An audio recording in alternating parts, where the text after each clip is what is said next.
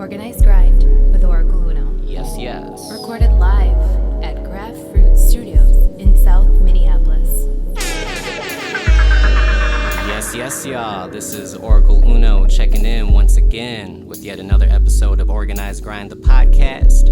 We got episode 48 in full effect. We are almost under a nationwide quarantine here in the days of the coronavirus, but lucky enough, we were able to get my man Big Jess from the Unknown Prophets to stop on by. Why don't you say what's up, Big Jess? What's going on, man? We're live. It's kind of a ghost town out here. But we're gonna do it, man. I had to get out the house, so let's do it. Yeah, man. I'd actually been. I called in sick to work today, and so I've kind of been in the house just by myself for like the last couple days. So like this is one of the first times I've been able to like talk out loud and like converse and shit like that. You know? Yeah, that's wild, man. It's pretty wild out here, man. Yeah, like we're like right at the point where I feel like we're gonna be shut down nationally pretty soon, within the next, like, I would say by Monday. Yeah, it's definitely feeling like that for sure.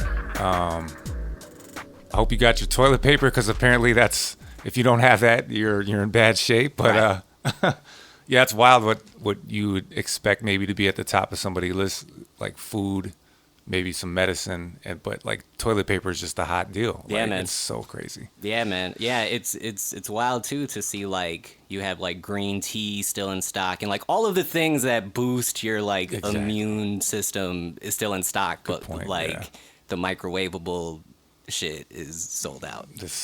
You know what I'm saying? Priorities. I guess, man. Yeah, it's this is a time hopefully that we look back on and we're just like, you know, our kids can tell their kids like we couldn't go anywhere. Like they've shut, you know, bars down. They shut any place. Like my son he had a state tournament scheduled for last weekend, and we kept getting emails about it.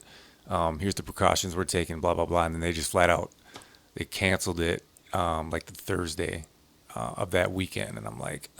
Yeah, man. That was like the cap off to the whole season. Like we've been grinding for 5 months and getting ready for this, and they just practiced like 3 days before. Man. It's like, oh, so like, you know, it's no joke. It's you know, I feel like I'm not scared that like this is gonna wipe out the whole entire civilization, but it's a serious thing. Yeah, man. Saying? It's something to take serious, you know. Yeah, no, it's certainly been really hard to see a lot of people who have worked really hard and put a lot of planning into their careers, and especially in the creative field, the musicians the out artists here, are suffering right now, the venues, the sound men, basically the whole economy of what we do is fucked. It's fucked. Right, is right Absolutely. now, and it's crazy to think about like the people who have planned tours for a year, for sure. And now that's wiped out, and bars are going under. A lot of our favorite spots are shutting down, and it's wild out here, man. See, Rhymesayers knew something we didn't, man. They said, we're not doing Soundset this year like a month ago. And people were like, oh, man. And then all of a sudden this hits. It's like, man, what? Yeah, they've always had kind of a foresight to them, haven't they? They got the intel. Yeah, man. Somehow, some way, they're tapped into something. For sure. They always have been. Yep. That's crazy. But, yeah, man, why don't we kick this off, though? We'll get into what we do here, and that's quality hip-hop. Big Jess is a super producer, MC, one half of the Unknown Prophets. The taller guy. Yeah, the taller guy. The younger one. In the UPs. Yeah. Him and Mad Son. Yes, sir. My first encounter with the Unknown Prophets was when I was in 5th grade or something like that. Wow. And someone had the world premiere CD. Okay. And I remember seeing the artwork. The artwork was sick. You had like the shadowy figures in like the hoodies and shit. Yep. So like the artwork right away grabbed me, and I was like, okay. And I was just getting into local hip hop, so it was a couple of people, and then you guys. And when I heard the music, I was blown away. So why don't we go ahead and get into where did you grow up at? I kind of moved around a little bit before we settled in Northeast Minneapolis when I was about 9. That was about 1985. Okay. Just kind of around the suburbs a little bit before then, but we were moving out of what seemed like the 10th apartment and found, actually, we looked at a house over south somewhere. I don't know exactly where it was. And then there was this tiny house in Northeast, and it was so small. I remember her saying like she bought it for like $50,000 or something like that. It's a tiny, tiny house, but she's still there. And that's kind of where I feel like I started to find my identity in finding hip hop too. I was in 4th grade at the time when we arrived at that house. Okay. And I was in the city now. So, culturally it was different. And my music tastes kind of shifted from, my mom and dad were in a band together. Okay.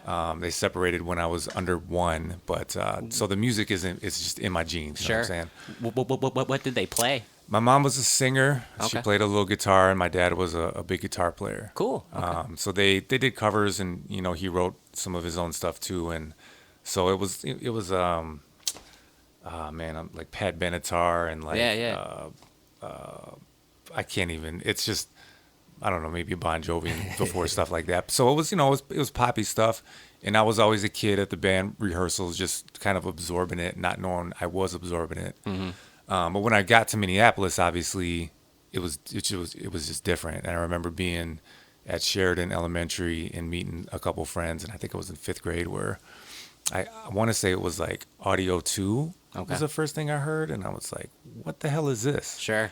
And I had heard like New Edition, and some reason for like my 8th birthday, I asked for a Purple Rain cassette and a Beat Street tape, and I have no idea where I heard of that, but I still have that picture. Like I got a boombox and those 2 cassettes. Oh, so, shit. That's dope. So something was planting a seed in my head even before I was even paying attention. But so yeah, I grew up in Northeast, and then I've been North Side since '03. Okay. So kind of split my time in between both, but Northeast is always my home. Okay. Yeah. What was the neighborhood like back in the 80s? Because I've always heard stories from other people that it was a little more on the rougher side. I think it was like a Polish kind of community, or I never really felt threatened by the people in the hood. I mean, I wasn't like a tough guy by any means, but obviously you always know a couple of tough guys. So I would see them, getting in some fights or whatever, but I never felt like I couldn't walk the street or something. Sure. I just wasn't into that scene. There probably was a scene that was heavy, but I just wasn't into it. Like we were playing basketball all the time, and I was at the park and stuff like that, man. I just wasn't into any of the hooligan stuff, you know that's what I'm dope. saying? So, yeah, that's good. What was school like for you? Well, school was wild because I went to a lot of schools before I got into Minneapolis. So I lost count. I can't remember what the count was, but it felt like I was always Daniel LaRusso when he moved to California. Like I felt like I was the new kid. I never really got picked on. I made friends really easy, but it just was it kind of felt like it was always a new experience. It didn't feel super stable until we got to that house. So then from then on, and I'm an only child, so I'm different anyway. Okay. You know what I mean? So Sure. And I also didn't have really a male figure because me and my mom and my dad were split up. So I was always kind of looking for that. And I found it in, friends of mine, basketball coaches, and even hip hop, believe it or not. Yeah. You know what I mean? Just studying what fucking Chuck D was saying. Right. And I had no business relating to any of that, and I probably didn't. NWA and whatever, but that really opened my eyes to like it's bigger than Northeast Minneapolis. Like there's a whole world of things out there and stuff that's going on, and I do credit hip hop music to kind of being a teacher, a positive, a male force in my life. Yeah, man. So. Yeah, I'm in the same boat where my mom raised me my entire childhood and everything, and it's almost like hip hop was the lessons that you were supposed to get from your dad that you weren't getting from your dad. Right. You know what I'm saying? It was learning the roundabout way. Yep. And I have that could be a whole separate podcast episode about just the how far back you are as a man, quote unquote, when you don't have these jewels from an older male to seriously to navigate you on game or on how to just hold yourself in different, I know that I put myself in a lot of I embarrassed myself a lot growing up just because I had to learn the hard way of how to act and just how to be and everything. And yeah, I never really was like I was always, and I still am, very standoffish when it comes to like confrontation.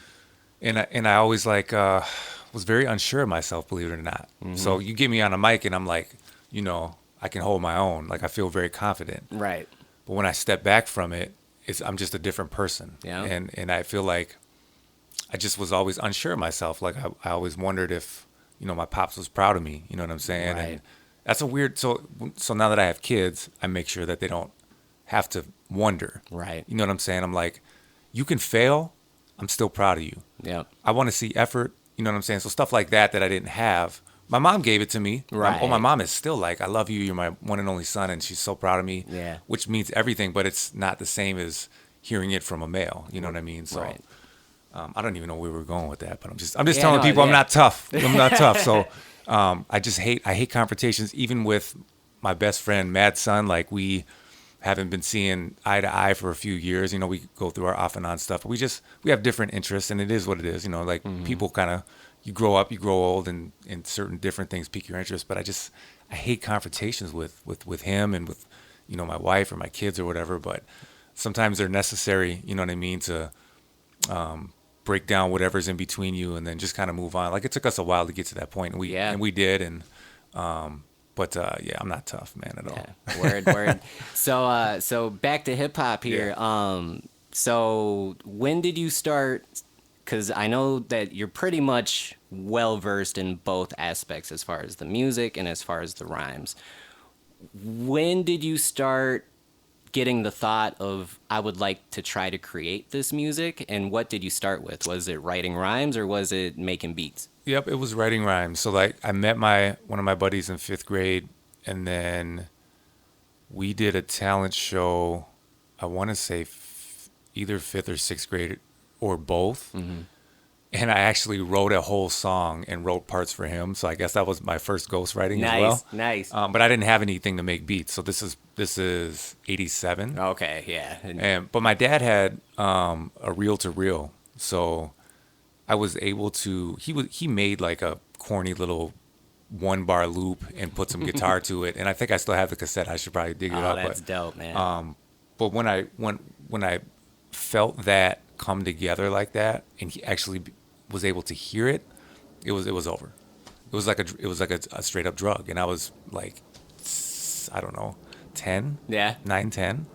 And I never looked back from that. Do you remember what it was like to kind of hear your voice? I hated it. Playback and everything? I hated it. Right, I still kind of cringe, but like my voice was so high pitched when I was like 9. It was like, yeah, wah, wah. And it was like, I thought I was like, oh my God. And then when I heard it back, I'm like, that's horrible.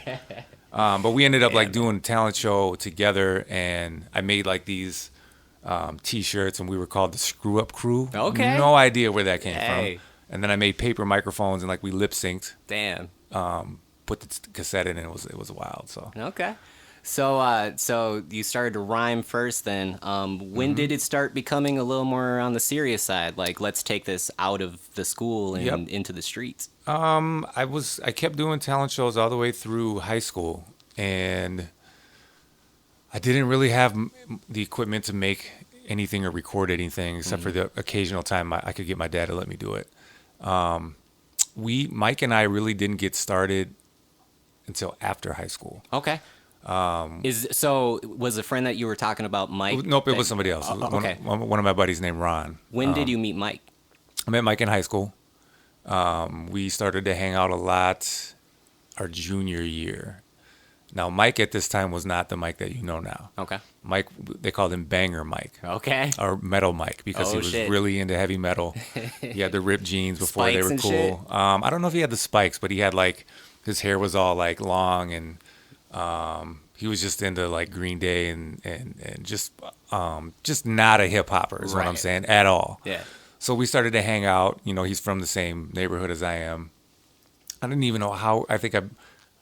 He was over at one of my other friend's house, Jeremy Llewellyn, who's kind of a Northeast legend, because everybody who went to his house did everything they weren't supposed to do, and they went back home. So we all got in trouble at his house. Yeah. So I think we like met over there a few times and hung out, and then I remember I recorded a song. I think I was living with my grandma at that point. And this was through high school we had done a talent show together. Some random thing where we were rapping a crisscross song. So we weren't even writing songs. We just did the talent show. We had our clothes backwards and whatever. And then after high school, we just kind of like, we remained friends. And then I remember writing a song, recording it at my dad's spot, which I think he had his studio at my grandma's at that point. But I remember him coming up to me and be like, "Man, I think I can rap." And I was like, "Metal Mike, banger Mike, you wanna rap? Okay, yeah, right, okay." So I think he laid a guitar over some beat and he rapped this song, like it was an entire song. Wow. And I was so blown away by it that I was like, "Oh shit!" So prior to that, I know I'm kind of jumping all around, but prior to that, it's cool. We're kicking it. There was this show on KMOJ called Rush It or Flush It. Yeah. And I would put my songs in, and I would get so fucking rushed. I was crying and shit, like, oh, like I thought my life was over. So I'm like, all right, let's do this song. We wrote a song together. It was called A Brighter Day. We used a Tupac sample. Okay. In the hook, and he played the guitar. I made the beat, and it got like unanimously rushed. Nice. So I'm like, okay, I'm no dummy. Like, I see there's a formula here. I either get my feelings hurt or I do something that some people seem to like. So that was kind of the birth of us working together. And then shortly after that, I think we worked on recording more songs for the first kind of, we don't really refer to it as our first album, but it's called The Prophecy. Okay. It was pre-MPC samples. It was all off like this little sound module. And Sure. but that's kind of where we started. Okay. Yeah. Okay. But this was just after we graduated high school, so we didn't even know that there was a scene going on. And we found that scene when we stumbled into 7th Street Entry one day and saw Idea sitting right, those long benches that are right there. He was the lone guy sitting right there. Okay. And Slug was on stage, and it was like, we were like, what the fuck is going on? He was like 15. Yeah. So that's how we stumbled on the scene, like way late. So this is like what year now? I want to say, well, this is pre-Bon Appetit. Oh, okay. So it was just 96-ish, 97. Yeah. So we graduated in 94. Okay. Maybe 96, 95, something like that. 96. Yeah, 96, 95. Yeah. So then from there on out, you walk into the entry and you see this going on. Did you guys like chop it up with them and say what's up? And Yep. So the role that we play in the Unknown Prophets is pretty cool because I just am not an introvert. Or is that the right word, or extrovert? Like I don't go up to people and be like, yo, right, yep. That's Mike. Like I just play the fucking way back. Right. Like, every time I've been to Soundset, I'm so far back that I might as well be at home. Yep. But he walked right up to, he's like, yo, who are you? I'm so-and-so. And he's like, oh, my name's Idea or whatever. And just formed that connection immediately, which was huge. So he's always been that guy. And after that, then we finally were able to kind of put names to people and like where the next show was, get a flyer for the next show. Cause the flyers were big back then. Yeah. And I think that kind of all started it off. Okay. Yep. Now, at this point, did you guys have the name Unknown Prophets yet? Or when did it start becoming like, all right, like, here's the mission. Like, it's me and you, Mad Son. It was, if we didn't, it was close. Okay. Because The Prophecy, I believe, which was the first cassette tape, Bon Appetit was going on, and I think that was 97. So it was somewhere around there. I know it wasn't long from when we first made that song, A Brighter Day, which got rushed on KMOJ. So it had to have been like right after that. Okay. So I want to say 96-ish would probably be about right. Oh, okay. And so at this point, you're getting out into the scene. You're starting to meet people. Yep. Have you picked up gear to make beats yet, or where do the beats? Because World Premiere was produced entirely by you, right? The majority of it, yes. So Brother Ali had one song that he made, It was called Okay. Without My Existence. It was Mike's solo song. He actually made that beat? Yeah. Okay. And he did it. He did it on the computer somehow. Like he had this little program where somehow he was able to make that beat, and he would not tell me how to do it. How'd you do it? Oh man, yeah, we'll talk about it another time. But yeah, I didn't get my MPC until '99. Okay. So everything that we had made up to that point was just synthesizer sounds, and if there was a sample, I had to find a way to copy it and paste it on a reel-to-reel. Sure. Which was insanely difficult because there was no grid. Right. It was just you had to press the button and hope it matched, and then there was no loop. Yeah. So I had to do it again and again and again. It was so wild. Right.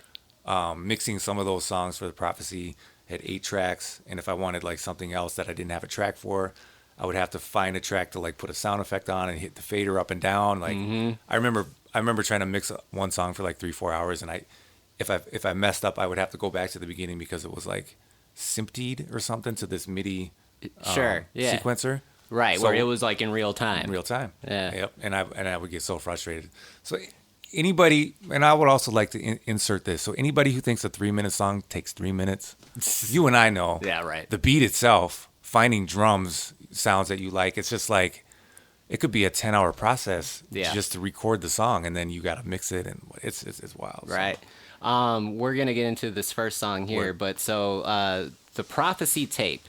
Yeah. At this point, you guys are recording. Did you guys kind of have to learn on the fly how to record if you're going to do punches? Because when I hear your first record, it sounds like you guys have a very solid understanding of recording techniques, production techniques. So it sounds like in order to get to that spot, you had to have somehow, some way, you guys figured out like a really good formula of recording. That's a good point. I never really thought of that. I feel like we just learned it. Yeah. I feel like with the reel-to-reel stuff, there wasn't a lot of punching that we could do. Yeah. Which is funny to me because Mike, I always give him crap because he was always like the 22 take punch guy when it came to a verse. Yeah. But It makes a certain sound though. Like that's the thing about yeah. those punches. But I'm just saying that he couldn't get through his verse. Oh, sure. He Got it. can now, like, but at the beginning it was like, come on, Mike, really, man? Gotcha. And then he'd be like, okay, this is it. And I would hear this is it for like 12 more times. That's my guy. I'm just giving him shit. Yeah, but, yeah. But once we got to the world premiere stage, we did it in an actual studio. So you know where Casey's at in Good Look? Yeah, man. It was there. Okay. That was what? That was A440? Yeah. So we went in there with it was like $40 an hour, which seemed like so much. Yeah, right? But I was like, I'm so cheap, and I'm like, I would call him on the phone. I would leave him a voice message, be like, "This is the hook to this song. Learn it." So we're not going in here fucking around. We gotta get in and get out, and make it count. You know what I'm saying? So I don't know where that came from because I don't believe we were sitting in on like any sessions. Like I know we ran with like Interlock Cats, but I was only at Messrs a couple times. Okay, Like, yeah. I think it was just something that we naturally figured out. That's dope, man. Yeah, and I'm glad because we could have wasted a lot of money Right. if we weren't that way. You know what I mean? So, Yeah. That's dope, man. It's really cool to hear these stories.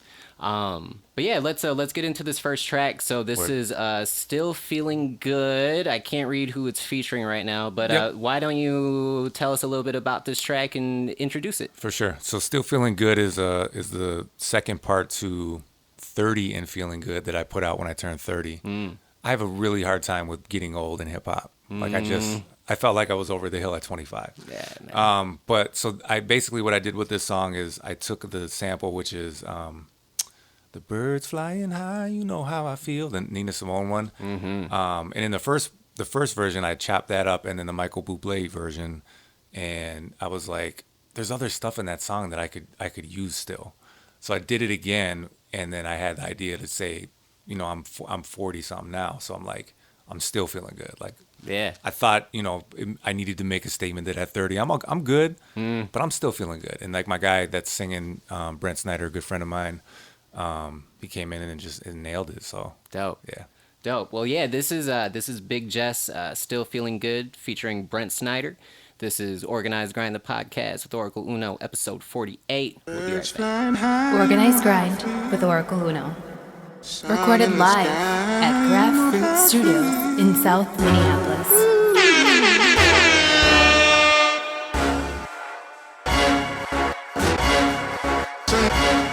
It's a new day.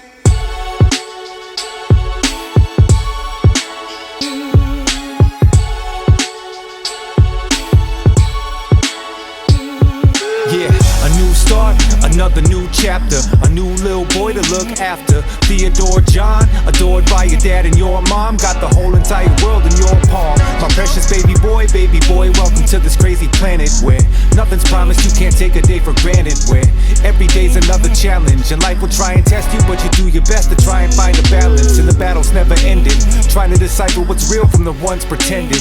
Everyone's so caught up in the hashtags trending, they would do anything to go viral, spiraling out of control. It's become an obsession in the midst of a major race and hate war. It's like a competition to see who can hate more. Where'd the love go? It's like they celebrate your losses way more than your gains. It's so insane. Young Theo, please slow down, you're growing too fast. Take your little feet off the gas. I hope you chase your dreams and you follow your goals, but it's a big cruel world and it can swallow you whole. So keep make-believing with your trains and toy trucks, bats and baseball gloves, all that little boy stuff. You inspire me, it feels like I'm in a dream, and I don't wanna blink cause I don't wanna miss a thing. I've been up and I've been down. You can ask about me, I've been around. I've been lost and I've been found. I've treaded water and almost drowned, but I will not grow in that town. I came too far, can't give up now, and I'm feeling good. Still feeling good, yeah. It's a new dawn, it's a new day, it's a new day. Still feeling good. The most beautiful thing about each day is each sunrise means you start with a clean slate. One of the realest quotes that I ever wrote. I find myself referring to it when my spirit is broke. I try and move through life with a fearless approach and strike whatever tries to harm me with a furious blow. I'm a fighter, not the one known for calling it quits. Those are values that I hope to pass along to my kids. And if I see discouragement on my grandkids' face, I'll tell them fall down 7 times, stand up 8. You don't stand a chance if you don't even try. You say, but what if I fall? I say, but what if you fly? Young Theo, there's different types of people. Some with good intentions, some are strictly evil. Some will earn your trust and some will mislead you. Life is full of lessons and I'll do my best to teach you. Hearts get broken and friendships fade. Sometimes you struggle just to make sure the rent gets paid. And when you feel like giving up, if it feels like torture, just remember I'll always be there in your corner. And don't be in a hurry to grow up, cause someday you'll be trying to figure out how to make time slow up. I just wanna cherish every second of this. I give a high five to God and blow heaven a kiss, still feeling good. I've been up and I've been down. You can ask about me, I've been around. I've been lost and I've been found. I've treaded water and almost drowned, but I will not throw in that towel. I came too far, can't give up now, and I'm feeling good. Still feeling good, yeah.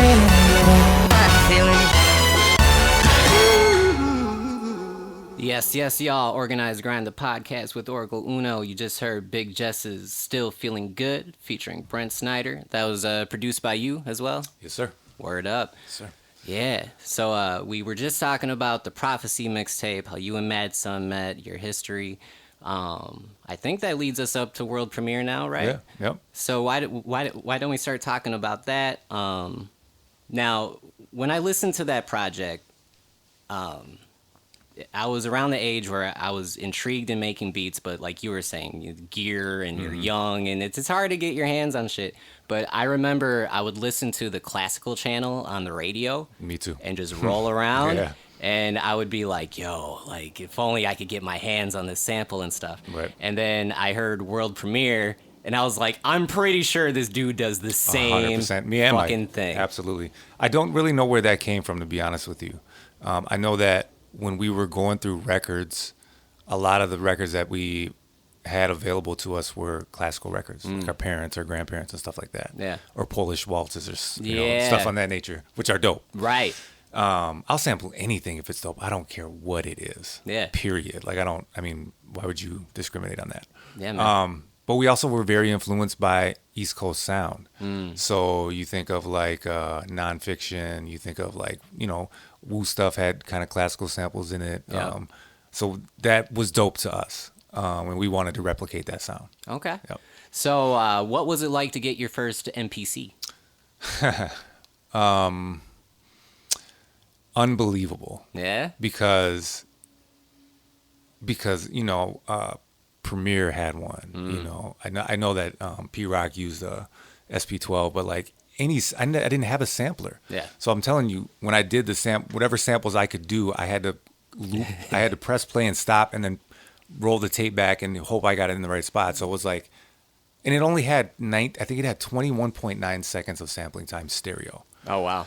So, and I'd never used it before. Manuals, I don't care what anybody says, they're not made for the average human, and I'm super average. They're typed in a different, I just don't get it. So I had to call people, and I knew that. So flashback to when Mike Madson talked to Idea, I'm calling DJ Abilities after I made my first beat. How do I save this beat? Yeah. Right? So it had floppy disk in it. He's like, what do you mean? Just save it. And I'm like, so I did. I thought I saved it. Yep. And I didn't hit the right save. I think it saved the sequence, but not the sample, or whatever. And so I had to remake the beat. That beat was Ready. Oh, okay. Which was the first song after the intro on that album.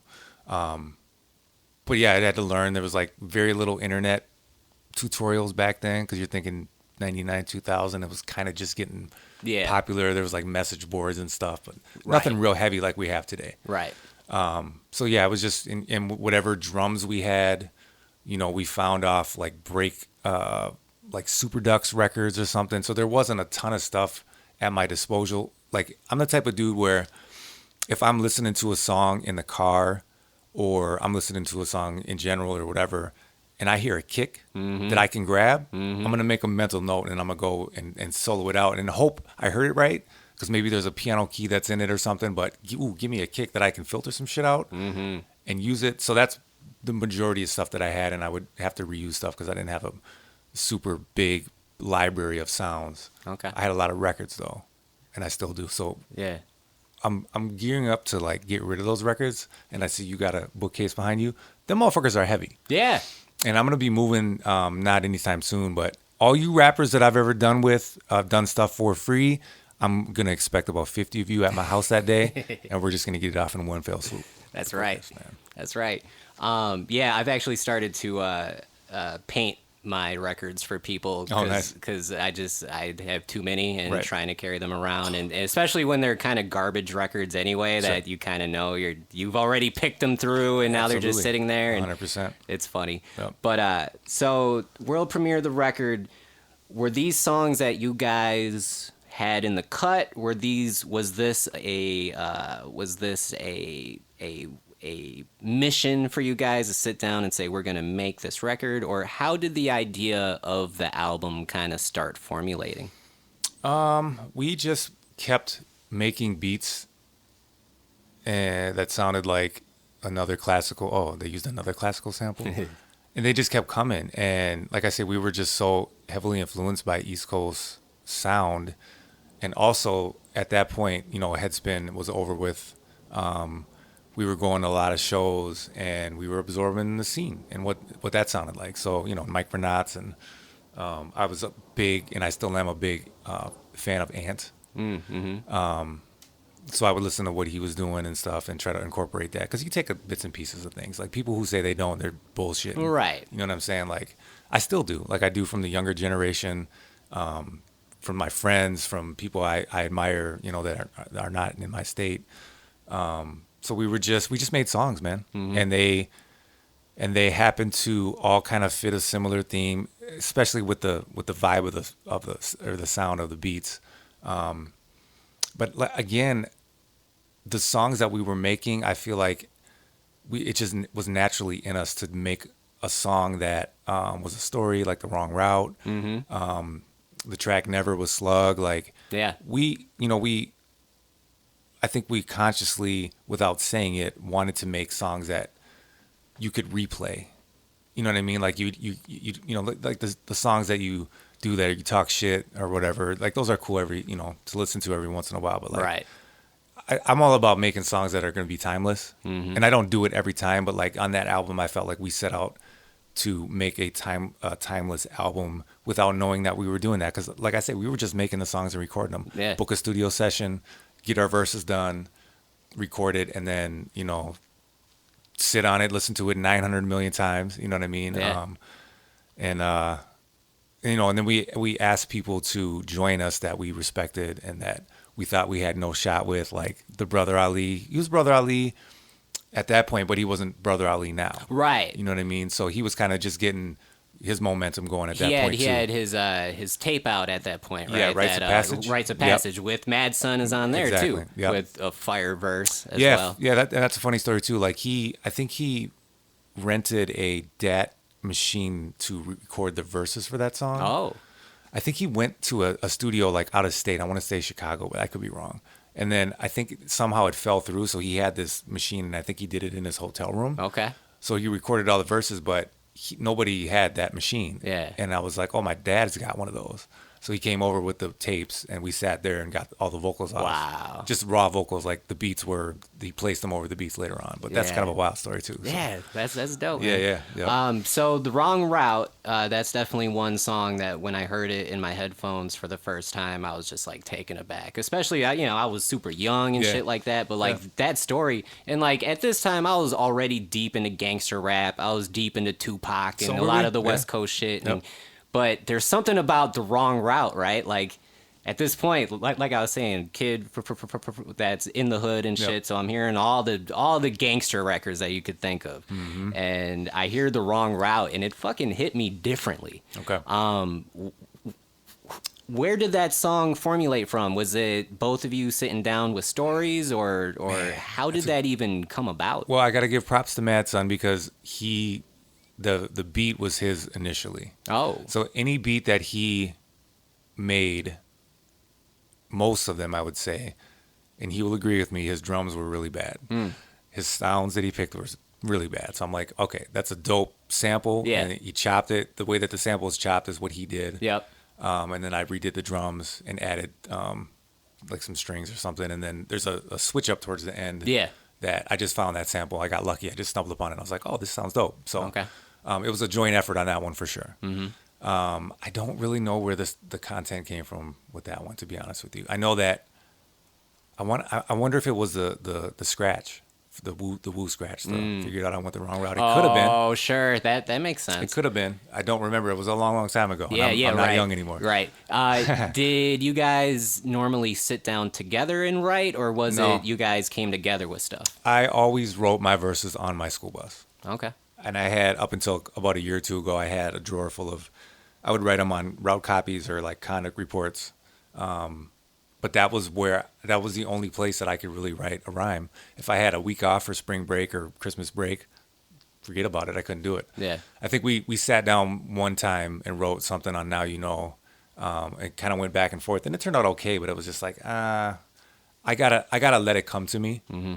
Like, I'm not one of those dudes that can write on the spot. That's just not a gift I have. Sure. And that and freestyling. I can't do either of those. Okay. I need to be calculated, and I put work into it. Like, I don't want it just to be some throwaway shit. You know what I'm saying? Even if it is not a song with a topic, if we're just talking shit, like, I want to try to be creative. You know what I'm saying? So, with that song, I feel like something sparked it, and then we just both, when we were done, we were like, oh, you got yours, I got mine, and scheduled the session and went knocked it out. Okay. And then he asked Abilities to come cut on that too. Oh, that's right. Yeah, so that was wild for us because Abilities was a big deal back then. Yeah. You know what I'm saying? Yeah, and I He want still is, but- I want to get into kind of that side of things too, but just to kind of wrap up the song portion of the record. So obviously the feature was Slug, was a pretty big deal. Yep. I talked with somebody overseas that it was your guys' song that actually put them on to Atmosphere. Oh shit. And like he was like saying this story, like I think I heard him on a Unknown, and I was just like, I was like, so you heard that song first, and he's like, yeah, and then I started to check out Slug and Atmosphere, and I've been a Rhymesayers fan since, and I've never heard that. yeah, dude, Wow. and so That's like awesome. I wanted to like send you some shit on Facebook, like yo dog, but That's super dope. how did that song come about? So that was about the third or fourth beat that we presented to him. Okay. The other ones, he was like, it's cool, but. And then when he heard it, he was like, and I think we may have had the concept that I want to give Matt on the credit on that one. I'm pretty sure he came up with that. And with the concept and the beat, he was like, I'm in. So I remember him coming to A440. He had claimed he got a ride from a girl, so he had to do it quick. So the part so he had I can't remember. I think he had 2 12-bar verses is what I had the beat set out for, and he didn't know that. So he had like, I think he had one of them done, and the next one was an 8. I think it was a 12 and an 8. And I think part of the verse was actually what ended up being the hook. Okay. So he had to write the second 8, and he did it on the spot. Wow. Yeah. And then he was like, and then it was time to like, so he did the hook, and then I was going to go in there and add a layer to it up. He's like, oh, I got to go on my ride. I got to take this car back to my girl. And I don't know if he was or if he just wanted to like do it and get out. Yeah, flexing. Yeah, you know what I'm saying? Which he didn't, let's be honest, he didn't have to do that. Right. Can you imagine how many people were asking him or, from that point till now that, oh, Slug, do a song with me, Slug, do a song.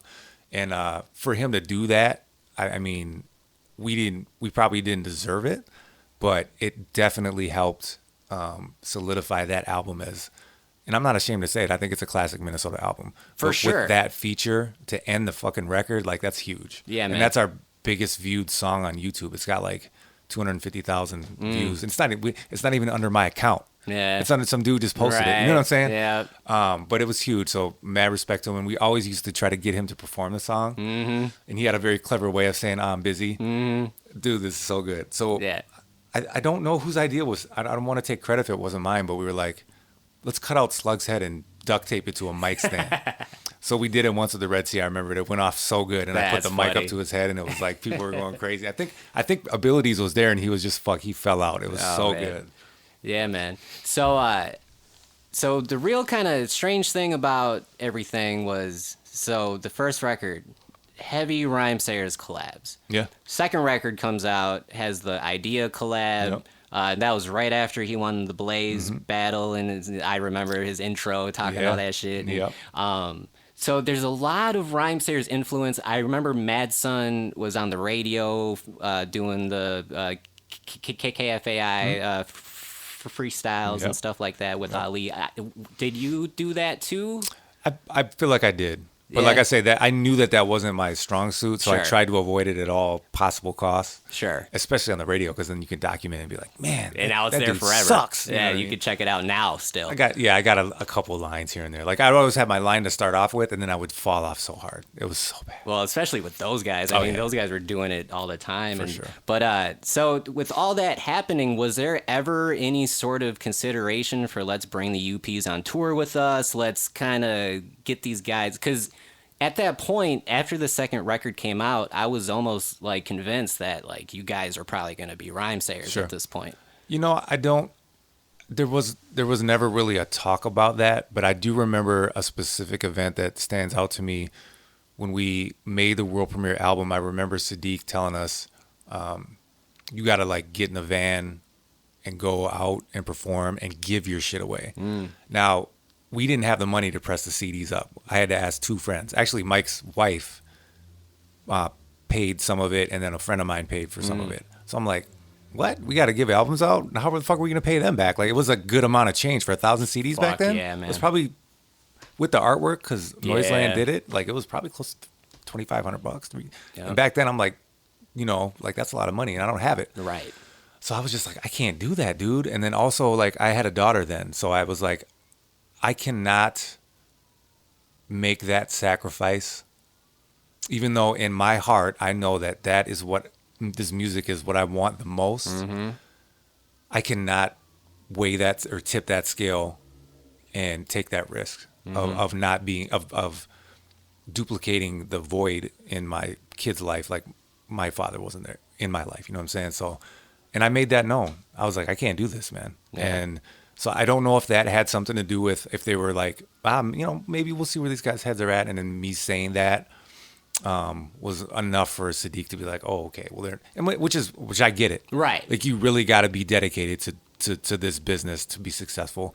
And if there's no guarantee that none of that shit's going to work. Exactly. No matter how talented you are, no matter how many people you know, it's a gamble every single time. You know what I mean? And so I think that was it. I think that was just, it did kind of feel like we were going that route, and I was just like, I can't do it, man. And Mike never questioned me. He never was like, what, man? Come on, man. He was like, okay. Right. Makes sense. Which I respect the shit out of. Yeah, man. You know what I mean? So that's dope. So Now You Know was the follow-up record. Is that the one with "I Can't Make You Love Me" on there? Yep. That was one of my favorite songs Thank you, of man. my teenage years. You know what I'm saying? Like, Dude, well, let's be honest. If that sample wasn't in there, it wouldn't have been the same song. Like that song is. I was just listening to that. I had a run maybe a couple weeks ago where I couldn't stop listening to the original song. Yeah. Like this shit is powerful. yeah. But I do appreciate it. It is one of the most requested ones I get. A song like that is very hard to perform every time, Right. Because it's just there's energy in there that it's not like I'm hype. Right. It's like it takes me to a place where it feels real, not negative, but it's like a cry for help in a way, or a cry for something. But yeah, it's one of the most requested ones I get. And it has a special place in my heart for sure. Yeah, man. So by the time the second album comes out, the momentum, I'm sure, is hitting for you guys and everything. What were the shows like? What was the response to that follow-up record? It was good. But it's tough. It's tough because it's like the Karate Kid was great. How do you duplicate that again? Mm-hmm. We basically stuck with most of the same formula, I would say, except for it wasn't as classical sampled heavy. Right. There's like some rock stuff in there, but there was still the classical joints in there. So I felt like I was like, fuck it, if it ain't broke, why should I, stray so far from that formula? So we had another story song on there called "It Could Happen to You," the joint with Idea, had Musab on a joint. Yeah. Also, I missed Willie. So Willie came on board. Willie, that's right. Yeah, so Willie was a DJ in the Bon Appetit era. Yeah. He went by DJ Yoink, and I remember Mike saw him and was like, "That dude is super ill." And Mike, being Mike, made a connection, and then he started to kind of DJ for us at shows, and then so we brought him in on that record, and he did some cuts on there, and from that moment he was on Profits. That's dope. That's dope. Yeah, around this time too. So Now You Know is the name of it, right? I'm not chopping that up. Yep. I remember that came out, and then I feel like almost immediately is when I started seeing you release solo stuff. So Now You Know was 2002, and then the solo records came out in 2004. So was there one more Unknown Prophets project after Now You Know? Because I feel like I can see the art. It's a little more colorful, or is that more recent? Am I thinking more recent shit? No, well, there was an EP that we released, but I feel like that was after the solos. Okay, so the solo shit. Let's get into that. Yeah. Did Mad Son just need a break, or what kind of led into Big Jess going the solo route? I remember too, you had a track with Promoe from LoopTroop. Yeah. And that was like, I was impressed by that shit. Like, Yeah. I was just impressed by so many things that you guys were doing, and just the fact that you knew who Promoe was from LoopTroop, like, blew my mind. And I have to give a props to Brent Snyder on that one. I'm pretty sure he introduced me to those guys. Wow. Once I heard those guys, I was like, oh shit. That dude Promo's sick. Fucking, he's nuts. Sick. The whole campus, like the dude that makes the beats. Yeah. They're all as MCs. They're super solid, and then they're like gods over there too. Like they put on shows and people come out. So yeah, man. But yeah, so what led into the solo stuff? Was it just I have no you idea. just I you really had honestly music don't know. or And I never wanted to do that because remember when the Rush It or Flush It days were going on and I was by myself, it was so bad. I'm like, why would I ever want to do that again? I don't really know why we did that, to be honest with you. I don't know what was going on. Obviously, we're both on each other's albums, and I made all the beats on his solo album too. So it wasn't like we were feuding or anything. Right. I really don't know, to be honest with you. Okay. I'd have to ask Mike. I was always just curious because Yeah. it was like, all right, like and it makes sense as a producer. I mean, obviously you're well aware of just songs collecting, and you just sure. pretty soon you look up and you have hundreds of beats, and you're like, what the fuck do I Exactly. do with all this shit? And it shouldn't just sit in my hard drive. And but yeah, I was always kind of curious because I noticed you started. I think you put out it was like Super Happy Clean Fun. Or, Yes, Good Clean Fun. Good Clean That Fun. was the first one, and I've done like 3 volumes of it now. So Yeah. I, as an artist, you paint your picture the way that you see it if it's just you. And in a group, you can't do that. You have to leave area for them to paint their portion of the picture. And in order to make a group work, it has to be a conscious effort between everybody. That's really difficult. to sustain it. You know what I mean? Like I always wonder why the hell did Tribe Called Quest break up? Right. Like, come on, man. Come on, guys. Just do it. And then you watch the documentary and you're like, oh, I get it. You know what I mean? And I'm not saying me and Matt's on our Tribe Called Quest by any means, but, you know, there's certain things that I would like to do that maybe he's not on board with and vice versa. So it was at that point, I think we were just doing it to do it. Yeah. You know what I mean? I don't really know how much profit stuff we had at that point. The next project after that was the Wet EP, which was the Who'da Ever Thought EP. We were working on the next album after Now You Know for a long time. That didn't come out till 2006. So it was 2002, 2004, Wet EP I believe was 2005, and then the Road Less Traveled was 2006. Okay.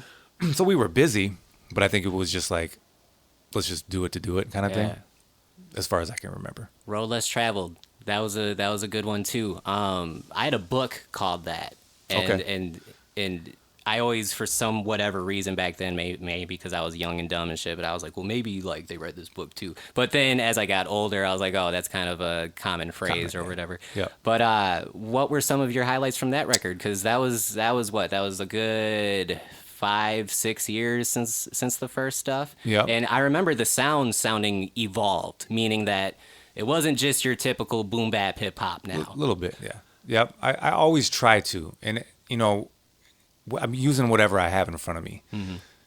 When you have just a sampler, you're very limited.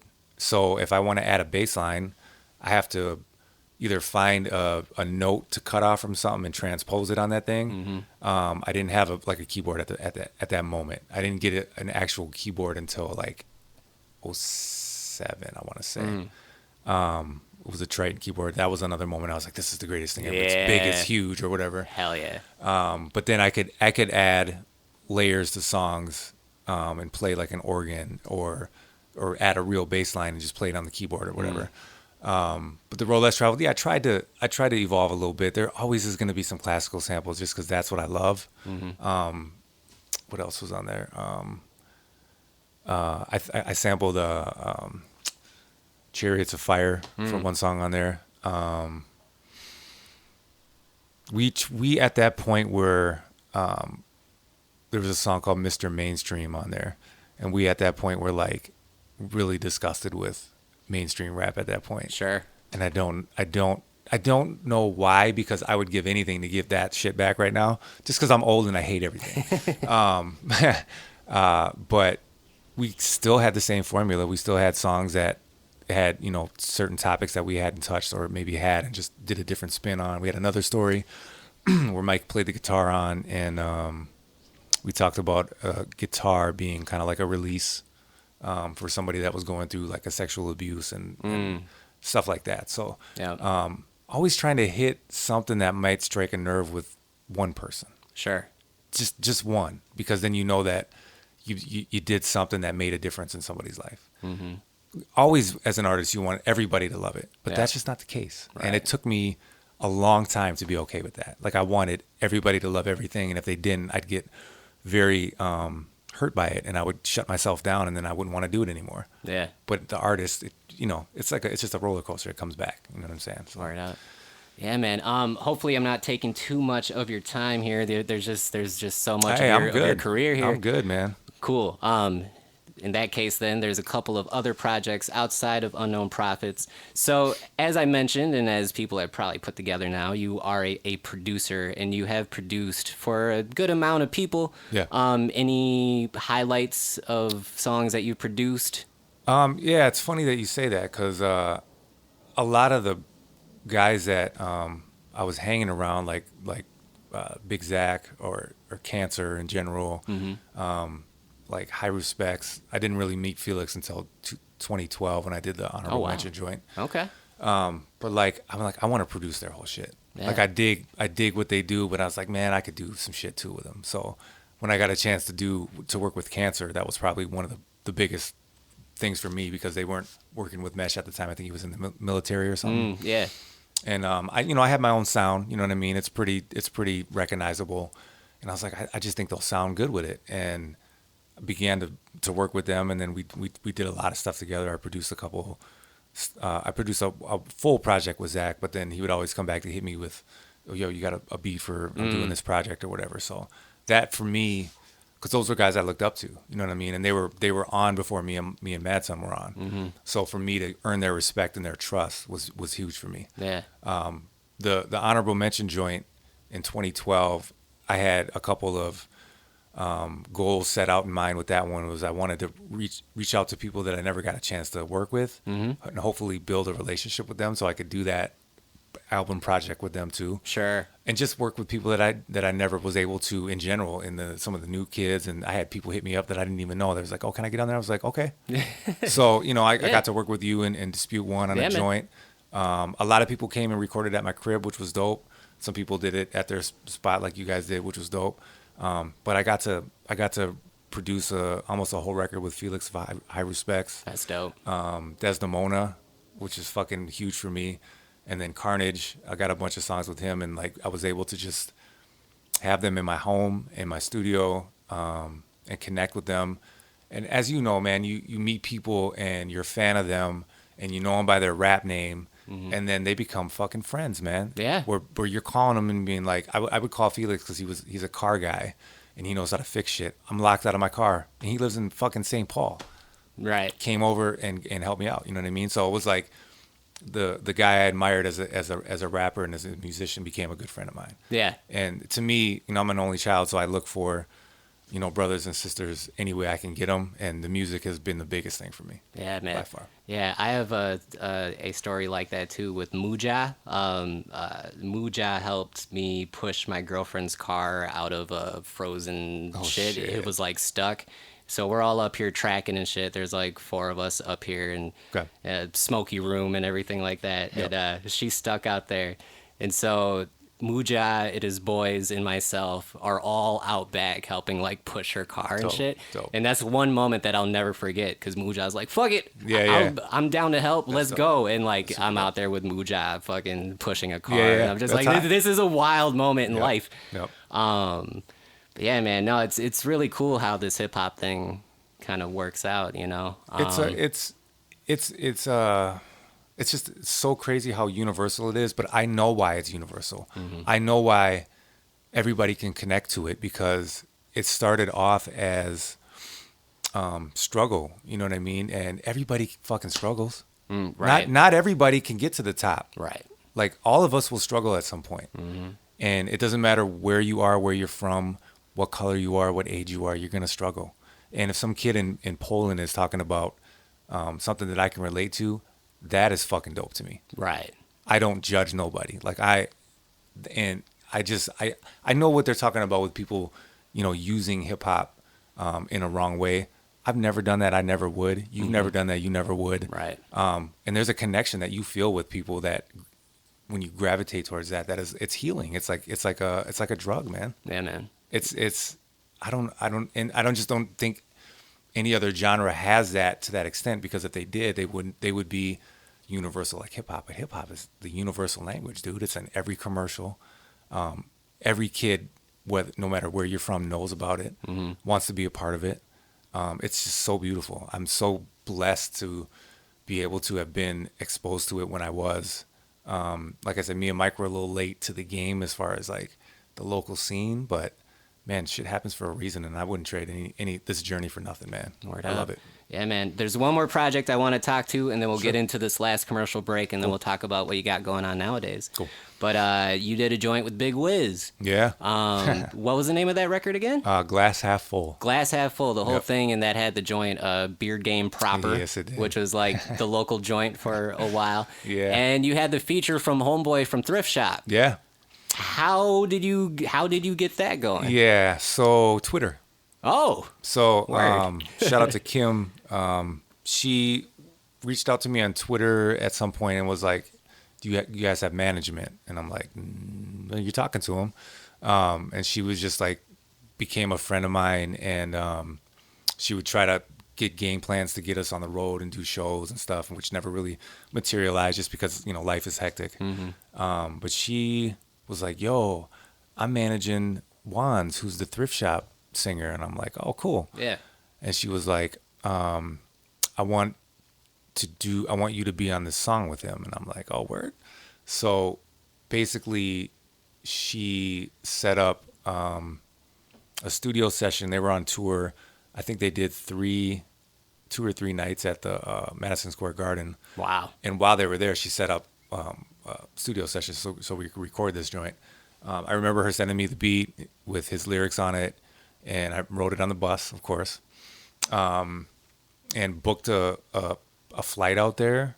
And I'd never met her in person. Holy shit! Yeah, it was wild. Met him, super cool. We got to go to the Macklemore show. Yeah. And then did the session the next day. His voice was like almost gone. Yeah. So I'm like, are you kidding me? Right. So I got this. I was so excited. I was like, this is it. This is the one that's gonna get me to where I want to go. Like I'm envisioning myself like with my Grammy speech and the whole 9, dude. I was so pumped. But he rested his voice. Like he actually he didn't sing it in the concert. Like they had a track of him singing it. So he could rest his voice. And we did the song, and I thought it turned out fantastic. It was kind of this up-tempo, poppy kind of thing. And, it just never materialized. But it's the experience, man. It was the experience of being out there. I was in the crowd, and I was like, is that DJ Premier right there? Yeah, man. Went up. Was like, yo, I was like, I didn't even, she was like, I'm gonna go up to talk to him. Because you know me, I'm like, I'm playing the back. I'm like, I ain't going up to DJ Premier when I wanted to tackle his ass, you know what I mean? Hell yeah. So she goes up and was like, hey, this is my guy, Jesse. And I was just like, and took a picture and was like, I mean, like, I'll just never forget that trip for what it was and for what it never ended up being. But it was just a chance thing that, you know, you make the music that I make, you hope to resonate with people enough for them to want to do stuff like that, to be moved and being like, oh, hey, I'm such and such. Oh, hey, I got this opportunity for you. Where it could have been anybody. It could have been Macklemore. I mean, why not? They had the relationship. Yeah, man. So, yeah, it never came to be, but I'm still friends with him. His son was there. Still friends with his son as well. He's just a really good guy, really genuine, who has a story that's unlike any you've ever heard. Yeah. So yeah, man. So I just reached out to him for the song. I was like, hey man, would you do this for me? And he was out on the road or something, and he did it in his hotel room and sent me the stems, and that was that. So that's dope as hell, man. Yeah, and hearing and seeing you and Wiz together is like, it's the craziest contrast. Absolutely. Because it's like I just don't picture you guys coming to, you know, and that's one of the things that we had talked about, just kind of bridging the gaps in our scene, because you know, Long Doe was kind of doing their own thing, and Interlock's doing their own thing, Unknown Prophets doing, you know, and all you know, so like to like see you guys come together was really cool. Do you have any like fun stories or experiences outside of the Wanz story? Well, that was all Remo. Remo brought me and him together. Remo was like, yo, man, absolutely. Remo's been my guy for Cancer introduced me to Remo. Okay. In like 08, 07, 08. That's a solid dude right there. Oh, he's such a genuine dude. Passionate. And he doesn't get the credit he deher's either. Not he's at an all. incredible MC, incredible songwriter, a genuine dude. He's a stand-up guy. Yeah, man. I'm very grateful that he came into my life as well. Yeah. But yeah, he was like, yo, man, you should fuck with Wiz. And I was like, what? Word? And I was like, okay, why not? So we did a song together for his album, The Highs and Lows of Nick Swisher. And it just felt so natural. I was like, you want to just do a couple more? And I believe Beer Game Proper was the next one. Okay. And I remember writing it in my bus, and it came to me out of nowhere. I heard the Jimi Hendrix sample on a K-Fan. They were playing it as one of their background songs, and I was like, man, I'm going to chop that up. That's dope. And I was like, all right, Wiz, you got to trust me on this one now. You got to trust me, right? It's going to be a song about beards. And he was like, he wasn't like standoffish at all. He was like, okay, cool. Let's, you know, he was like, it's not my normal thing, but I'll see what I can do with it. And it was just something different. And I'm a big beard guy. Like I always like to keep my shit clean. And yeah. He started to grow his out at that point, and then he kept his real structured as well. So I knew that there was a beard community out there. Yeah. I can't remember how we met the guy that is in the video, but his name is Michael Johnson. He's not the track guy, but he had his beard was like this, so it was kind of like, it looked like a mustache, but it was he got it to go up or whatever. And curled up, split. And now in the middle. it's like it's way out here. Damn. But, so we ended up shooting the video at this beard contest that he was like, why don't you guys come judge this beard contest? And I was like, I'm not that that kind of beard guy. But it was dope because I had Abi come out and he filmed it and put it into the video. And in my mind, I'm like, this could be huge. This could be a viral, because you know the beard community is everywhere. Like these guys are not fucking around. And I tried to push it a little bit, and it just didn't take off like I wanted it to. Which is, you know, that all of us artists are always in that boat. We're like, oh, this is it, and it's not. And you're like, ah, shit. Right. But that was super fun. And then we were just like, you want to just make an EP? And I was like, I don't make EPs with two people. Me and Mike did the EP because we were transitioning from, we were getting ready to drop the Roll Less Traveled. And we had stuff in the stash for that. We were like, we're just going to put this out because these are songs that we feel like don't fit it. But I was like, dude, let's just make an album. It's two of us. We can do it, you know. We'll ask some people to hop on a verse here and there. And it was just so natural. And he followed my lead. Like I was like, I think I came up with concepts for like every song. Oh, okay. And he didn't question anything. He just filled in his verse. Yeah. And I was very pleasantly surprised at how dope he was. That's dope. Dope he was able to adapt to what I was throwing at him. You know what I mean? Like, you know, Wiz is he's about the Swisher Sweets and you know, the strains of weed he smokes. But I was like, I'm gonna challenge this dude to not do that every time.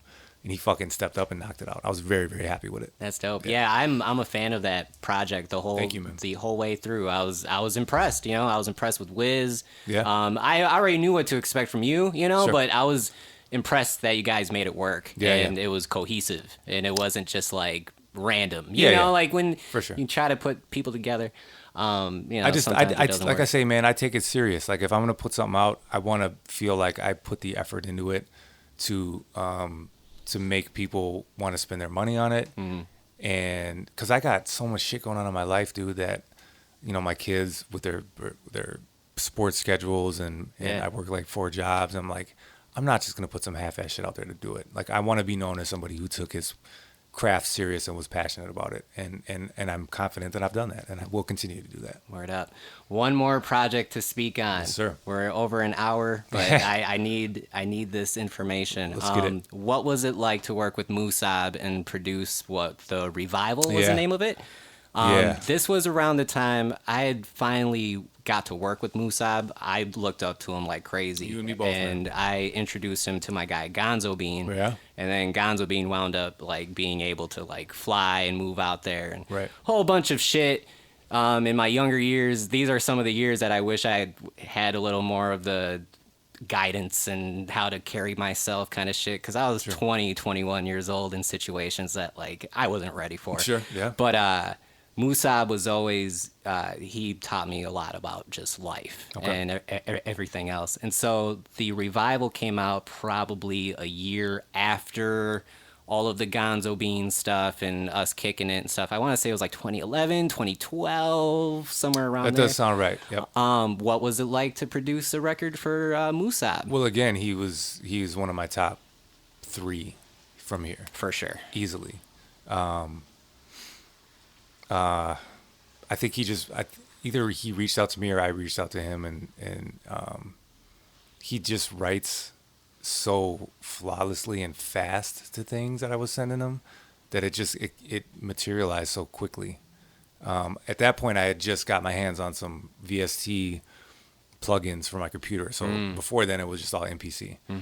So that brought a whole nother level and layer to my production. So I was like, it was like half samples and half just original shit. Sure. And I was very excited about it. It wasn't like, now that I look back at it, I'm like, it's not my best shit, but at that point I was super pumped about it. Yeah. And then he'd record it and send it to me. And I was just like, this guy he's like Guru, because his voice is not like Busta Rhymes, like jumping all over the place. Right. But it's so calm that you miss what he's saying. And then when you go back and you're like, oh shit, it's like Jay-Z to me. Like Jay-Z, Reasonable Doubt, he'll say lines that I wasn't catching at first because it was just like so nonchalant. Like keep one eye open like CBS. Like short sleeves, I bare arms. I'm like, I didn't catch it right away. You know what I mean? Because it was just like it was just a groove. Like it made me sink back into my chair and shit like that. But yeah, Musab is the same way. Like Musab is so lyrically crafty that he doesn't get the props he deserves either. Yeah, like man. He's like one of the first guys to release an album in the state. Right. Yeah, man. You know what I mean? Yeah. Like so for me it was huge. I getting him on Now You Know was huge. Right. Now You Know, and that's Mike too. That's Mike too, bringing me to him because he was like, "Oh, Jess got beats," and Jess didn't have a CD burner back in the day. I remember going to Musab's apartment. It was off like 11th Ave and 35W 94, little split, and I had brought my MPC with because I didn't have no other way to thumb through these beats. Yeah. Popping in floppy disk and waiting for the shit to load. So that's where we first connected. And then we actually, at that point, he was coming to my spot, recording over them songs, which was 2002, 3-ish, something like that, which we did a whole project, and he never put it out. Yeah. And I tried to like remix it a few years ago. I was like, dude, I got this shit ready, man. You should put it out. He's like, I don't know. And it's good shit. It's, I think he could do it, and people would respect it. But For sure. but yeah, I mean, just he's like a local god to me. I wanted to, being a white rapper, there's something, and I can't deny this. There's something that when you're a white rapper, you want to win the respect and earn the respect of black rappers. Sure. Period. And I'm not ashamed to admit that. So when I got to earn the respect of certain people like him, Musab, just people that would be like, oh, he's not some dude from the burbs that, Right. whatever. You know what I mean? Like on some corny shit. yeah, I'm a corny dude as far as like love and passion goes. You know what I mean. I know though. exactly what you know. Yeah. And you can just see it and hear it in a person's soul if they got it or not. I think people just, respect that about me, that I'm just pure. I'm a genuine dude. But I got the hip hop soul in me, dude. Hell you know yeah. what I'm saying? I got it. You know what I mean? And to be able to earn the respect of the peers that I look up to as a white MC, I really respect that and I really cherish that. And I don't take that for granted at all. So Word up. Yeah. Well, dope. All right, man. We're gonna get into this last commercial break, and then we'll talk about what you got going on right now, and Sounds good. we'll wrap this up. But thank you again so Thank much you, for man. being here. Absolutely. This is Organized Grind, the podcast, episode 48. Hey, what's up, world? This is Oracle Big Jess Uno in on the building. check-in. Are you looking for a gift idea for a loved one or maybe yourself? Why don't you let me paint you a custom-painted canvas, 12-inch vinyl, or skateboard deck? All you have to do is give me the names and the colors of your choice, and I'll have it done, painted, and shipped within a week of your order. For canvases, I start at 11 by 14 inches and up, 12-inch vinyl records, just like the records that you would put on a turntable and listen to. They are records from my personal collection that I just don't want no more, so I'm turning them into art. And then skateboard decks, I offer just the deck or a fully built skateboard option. And once again, that's free shipping in the US. If you're interested, check out graffrootsmedia.com.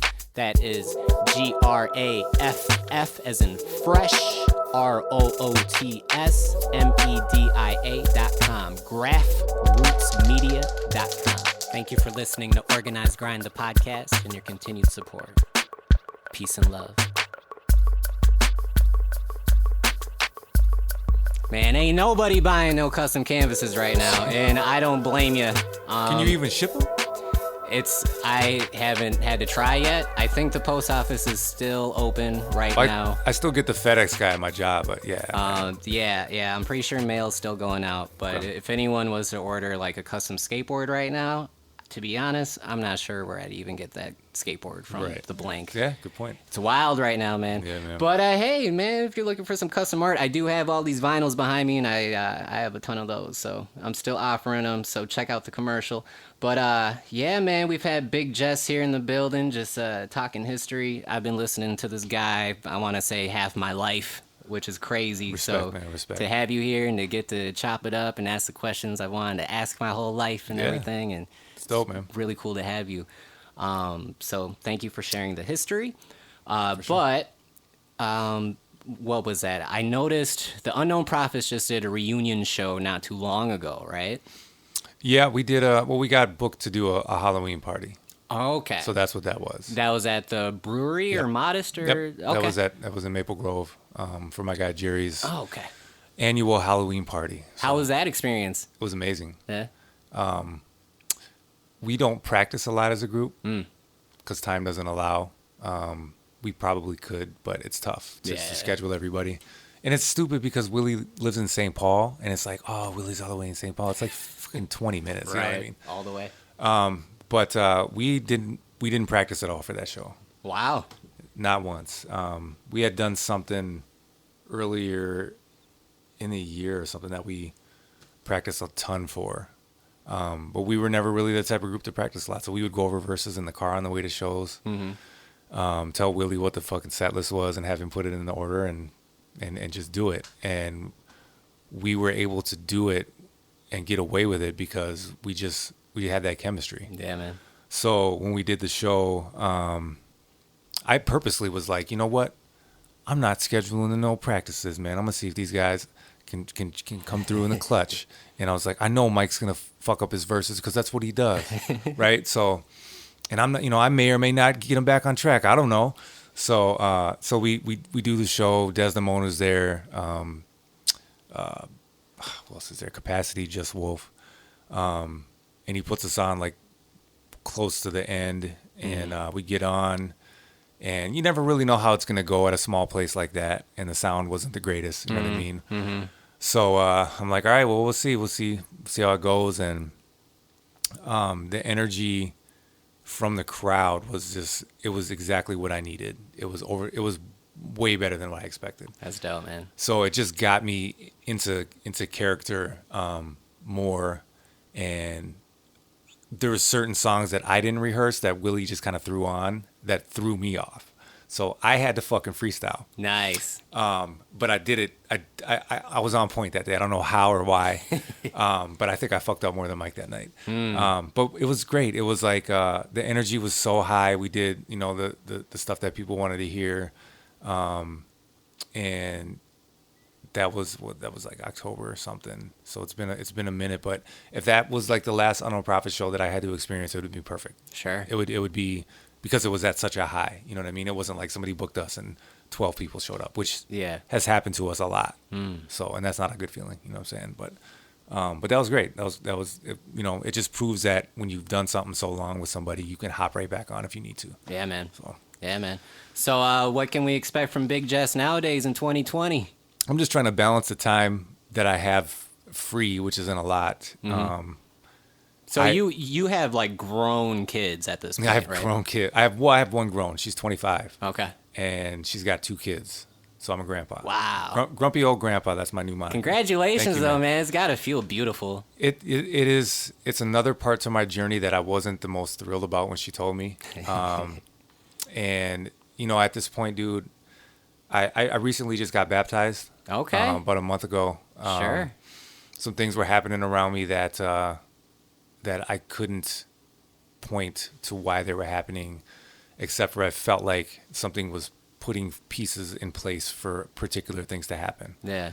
I mended things with my dad that we have tried to have the same talk forever, and we were able to end up saying we need to leave the past in the past in order for us to move on. And it was something that both of us were holding on to, and it was weighing both of us down. And I didn't realize that I was as much to blame as he was.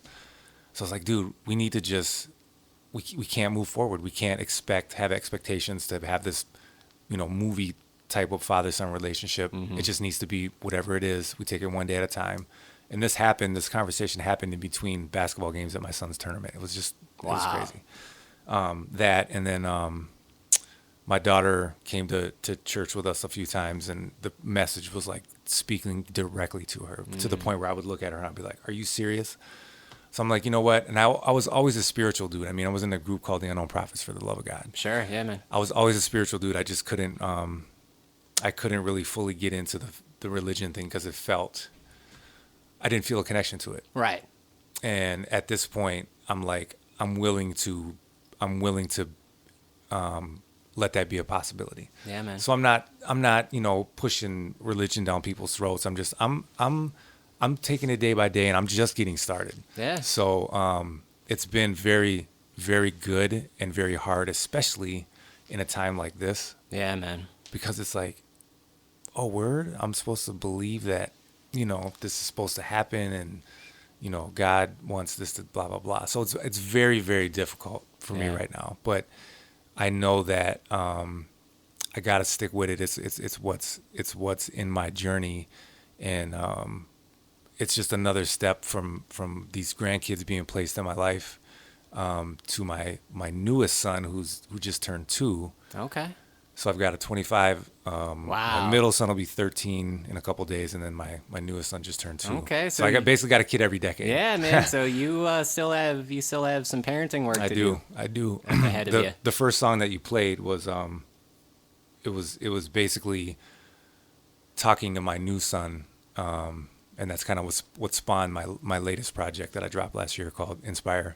Okay. I'm jumping all over. I'm sorry. No, that's cool, man. But the pieces that I'm saying from my grandkids to being able to reconcile with my dad, like I feel like I used to think that things kind of were a coincidence, but I truly feel like things are happening for a reason in your life. I feel like I met Mike for a specific reason on my journey. That's just where I'm at right now. Yeah. You know what I mean? So, yeah. So is Inspire your latest project out? Yep. And that kind of came out of nowhere because I was at the point where I just was not, I felt like I said everything I needed to say about 20 times over. Sure. And how do I say I'm sad again or I'm happy in a different way? I've already said it a lot. Yeah, man. So, with the birth of him, I was like, I got some shit to say now. Cause like I haven't released anything since my grandkids were born, which is maybe 5 years ago with Wiz probably. Okay, yeah. And it just all came and it just came in a wave that, as a writer, when it comes, you're like, fuck, I gotta really attack this while it's here. Yep, or else you lose it. And you lose it and it's gone. And I was writing in the car, like we would go to basketball trips with my son and we'd be going to like Kansas City and stuff. So it'd be 7, 8 hour, 9 hour rides. And I'm not in my school bus anymore. And I'm writing in the car. I'm writing at my job inside. Yeah.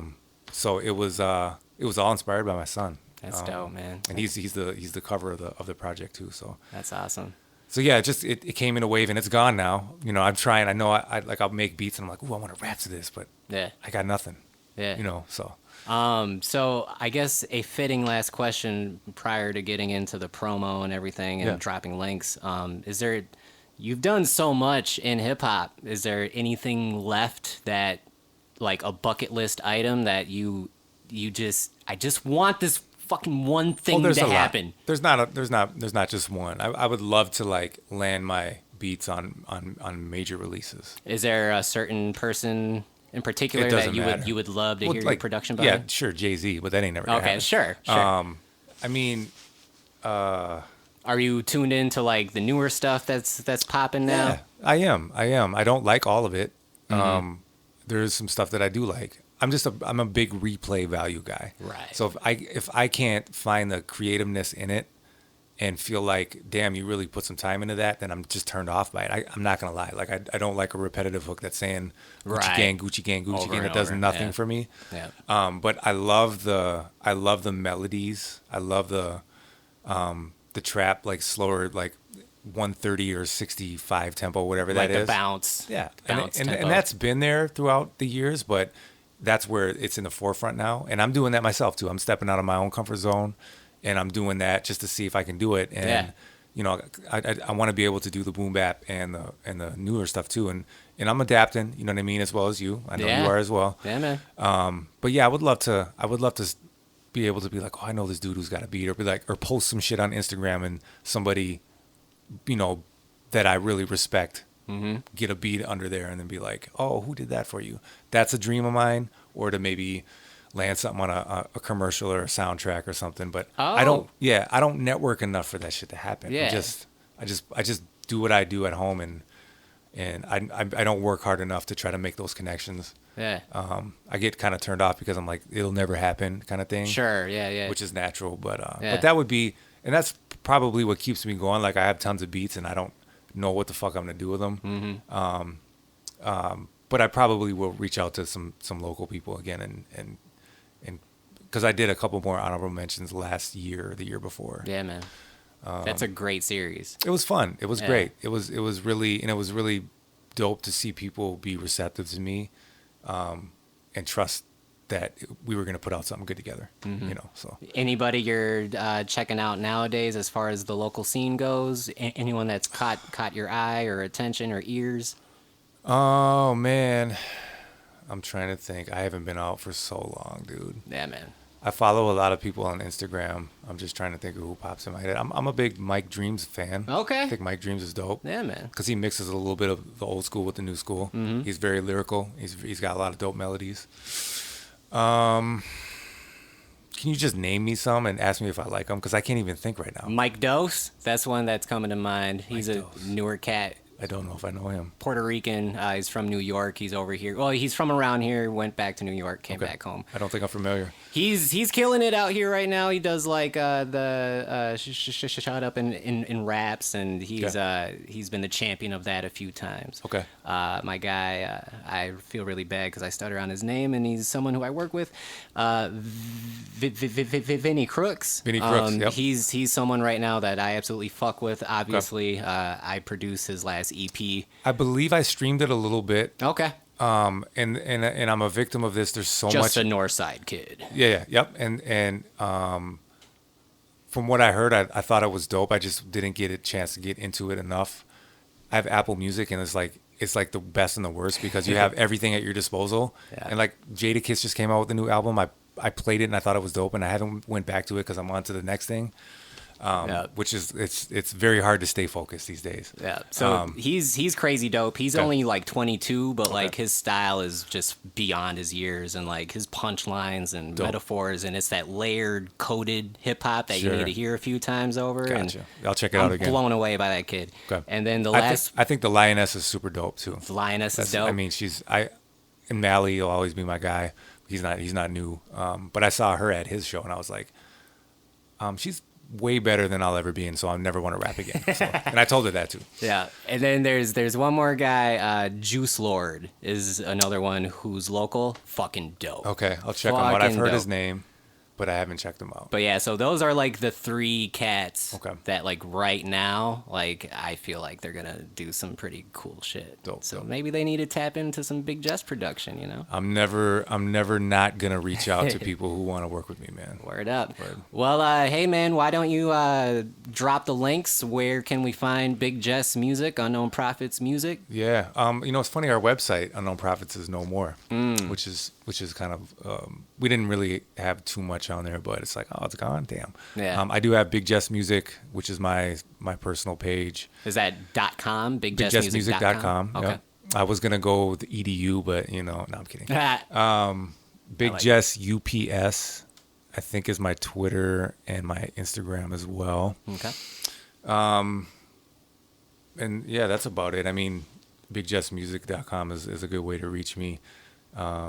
I do mixing and mastering too. Like I've done some stuff with Philip St. John, who's dope. He sent me some songs to mix for him. That's a cool guy right there, man. And so I'm always doing that on the side as well. So if anybody wants their stuff to sound good for a very reasonable price, hit me up. Word up. And it's been a pleasure, man. I like I said, I respect what you do. You're kind of a hybrid guy like I am. You mix, you master, you make beats, you write. There's a few of us out here that do it and do it well, like Tech. Yeah. JX does it well. Golden does it well. Definitely. I don't want to leave names out, but those were a few that I was thinking of on the way here. I was like, I want to shout them out. Yeah, man. To be able to do all that shit yourself is just, it's underappreciated. You Word. know, for a guy to just be like, oh yeah, I'm going to Oracle's house to record some shit, and then they leave. They don't know what you're sitting here doing for the next 2-3 hours to make them sound good. So respect to you. Yeah, thank you, man. Same here. Yeah, man, I'm super hyped that we could finally sit down and kick it. This is kind of like the first time we've ever actually hung out, it too. Is. So, yeah, 100%. Yep. This has been great. Any final words before we get into this last song here?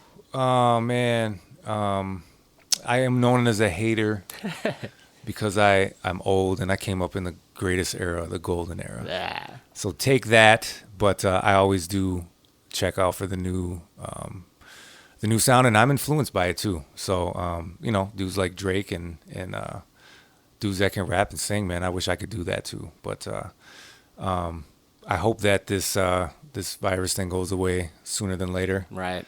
I've said my prayers, and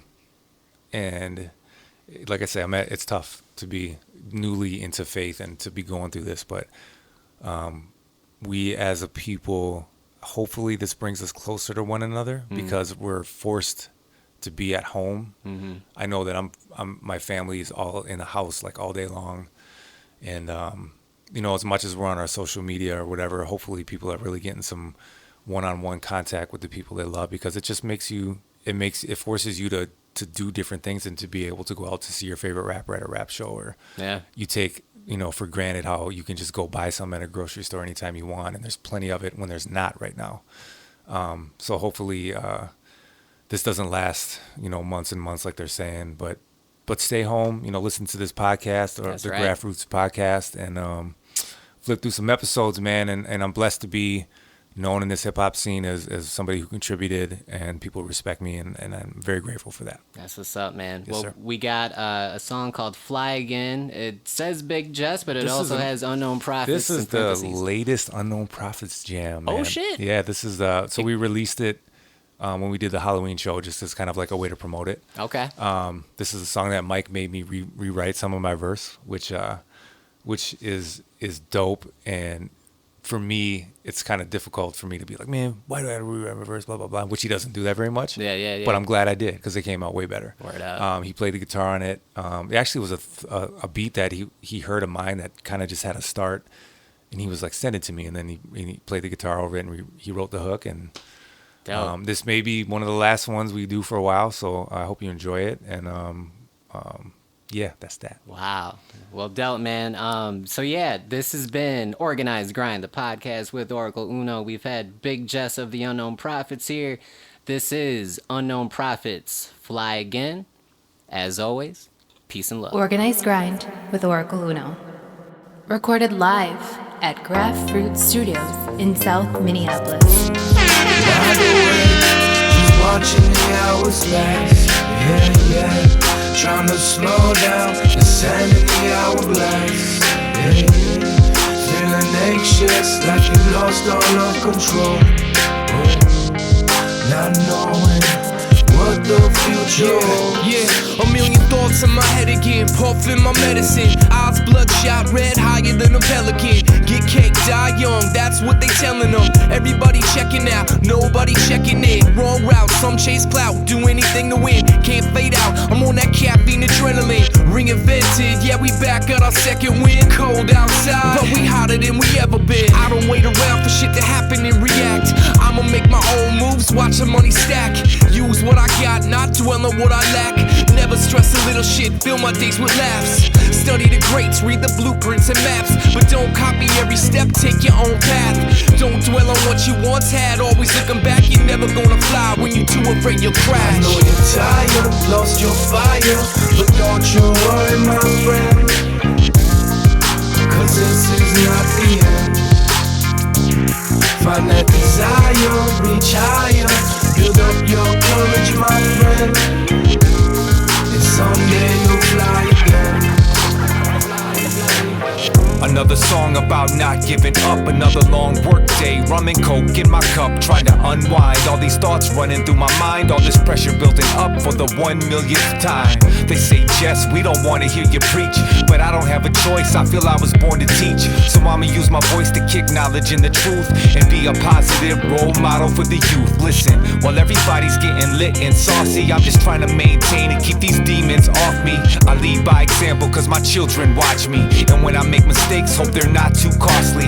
I used to want the fame and a private plane, until I saw how easy it could drive a guy insane. So every day I'm grateful for what I'm blessed with, not living in the past, I don't second guess it. The stress will come and the stress will go. You'll see some highs but probably see more lows. You'll make memories and learn to keep them close, cause that's all you're gonna have left when you get old. So when I get tired and lose desire, I'll listen to this song and it'll light the fire and spark the motivation that lies within, so I can spread my wings and fly again. I know you're tired, lost your fire, but don't you worry, my friend,